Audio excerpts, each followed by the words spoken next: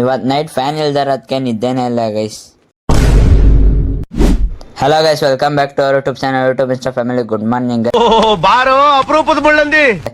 ಬೆಳಗ್ಗೆ ನಿದ್ದೆ ಗಣ್ಣಲ್ಲೇ ಹೋಯ್ತಾ ಇದೀನಿ ಗೈಸ್. ಎಲ್ಲಿ ಬಿದ್ದೋಯ್ತೀನೋ ಏನೋ ಗೊತ್ತಿಲ್ಲ, ಕೆಲಸದಲ್ಲಿ ಆ ಥರ ನಿದ್ದೆ ಬತ್ತಿತ್ತು. ಆಮೇಲೆ ಕೆಲ್ಸಕ್ಕೆ ಬಂದರೆ ಯಾರೂ ಬಂದೇ ಇಲ್ಲ ಗೈಸ್. ಬಂದೇ ಇಲ್ಲ ಅಂದರೆ ಕಸ್ಟಮರ್ಸ್ ಯಾರೂ ಬಂದಿರಲಿಲ್ಲ. ನಂದೇ ತಪ್ಪು, 6 ಗಂಟೆಗೆ ಬಂದುಬಿಟ್ಟಿದ್ದೆ. ಆಮೇಲೆ ನೋಡ್ರಿ ಗೈಸ್, 8:15 ಮೇಲೆ ಈ ಥರ ಜನ ಬರ್ತಾರೆ. ಆಮೇಲೆ 9 ಗಂಟೆ ಹಂಗೆ ಟಿಫನ್ ಮಾಡ್ಕೊಂಡು ಬಂದರೆ ನೋಡ್ರಿ ಆಗಲೇ ಬಂದು ನಿಂತವ್ರೆ. ರೆಸ್ಟೇ ಸಿಗಲ್ಲ ಗೈಸ್. ಆಮೇಲೆ ತಿರ್ಗಾ ಹೋಗ್ಬಿಟ್ಟೆ, ಮಧ್ಯಾಹ್ನ ಆಯಿತು ಅಂದ್ಬಿಟ್ಟು ಊಟ ಮಾಡೋಕ್ಕೆ ಹೋಗ್ಬಿಟ್ಟು ತಿನ್ಕೊಂಡು ಬಂದು ಕೂತಿದ್ದೀನಿ. ಮಧ್ಯಾಹ್ನದ ಮೇಲೆ ಒಂದು ಸ್ವಲ್ಪ ಫ್ರೀ ಇರುತ್ತೆ ಅಷ್ಟೇ ಗೈಸ್. ಅಂದರೆ ಫ್ರೀ ಅಂದರೆ ಫುಲ್ ಫ್ರೀ ಅಲ್ಲ, ಒಬ್ಬೊಬ್ಬರು ಇಬ್ಬಿಬ್ಬರು ಬರ್ತಾ ಇರ್ತಾರೆ ಅಷ್ಟೇ. ಆಮೇಲೆ ಸುಸ್ತಾಗಿತ್ತು ಅಂದ್ಬಿಟ್ಟು ಅಲ್ಲೇ ಒಂದು ಐಸ್ ಕ್ರೀಮ್ ಇಸ್ಕೊಂಡು ತಿಂದೆ. ಸುಸ್ತಾಗಿತ್ತು ಅಲ್ಲ, ಸುಮ್ಮನೆ ಇಸ್ಕೊಂಡು ತಿಂದೆ. ಅಲ್ಲಲ್ಲಲ್ಲಲ್ಲಲ್ಲಲ್ಲ.